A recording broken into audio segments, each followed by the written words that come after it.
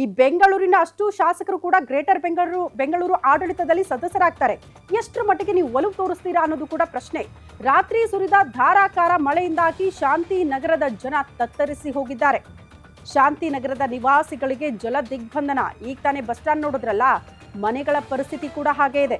ಜೆಕೆಪುರ ward ಸಂಪೂರ್ಣವಾಗಿ ಜಲಾವೃತ ಆಗಿದೆ.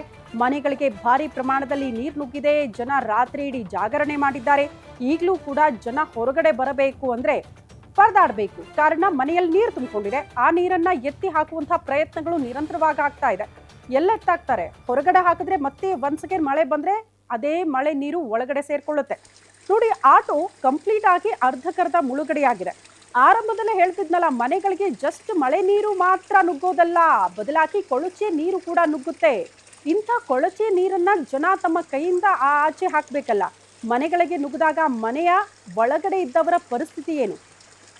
ಎಲ್ಲ ದವಸ ಧಾನ್ಯ ಉಪಕರಣ ಎಲ್ಲ ಕೂಡ ನೀರಲ್ಲಿ ಕೊಚ್ಕೊಂಡು ಹೋಗ್ಬಿಟ್ಟಿರುತ್ತೆ.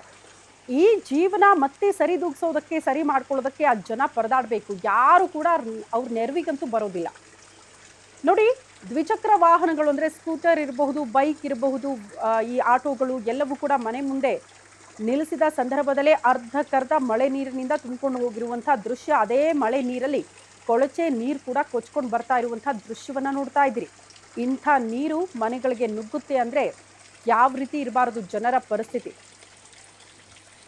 ಯಾರೋ ಪ್ರಭಾವಿಗಳ ಮನೆಗೆ, ಜನಪ್ರತಿನಿಧಿಗಳ ಮನೆಗೆ ಈ ರೀತಿ ಸಮಸ್ಯೆಗಳಾಗಿದ್ರೆ ತತ್ಕ್ಷಣಕ್ಕೆ ಪರಿಹಾರ ಸಿಗ್ಬಿಡುತ್ತೆ.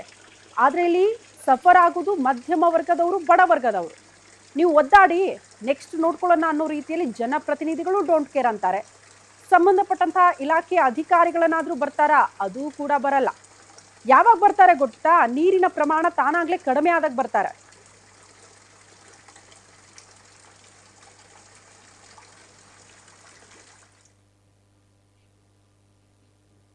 ಮಳೆಯಿಂದ ಇನ್ನೂ ಎಲ್ಲೆಲ್ಲಿ ಯಾವ ರೀತಿಯ ಅವಾಂತರ ಆಗಿದೆ ಎಲ್ಲದರ ಬಗ್ಗೆ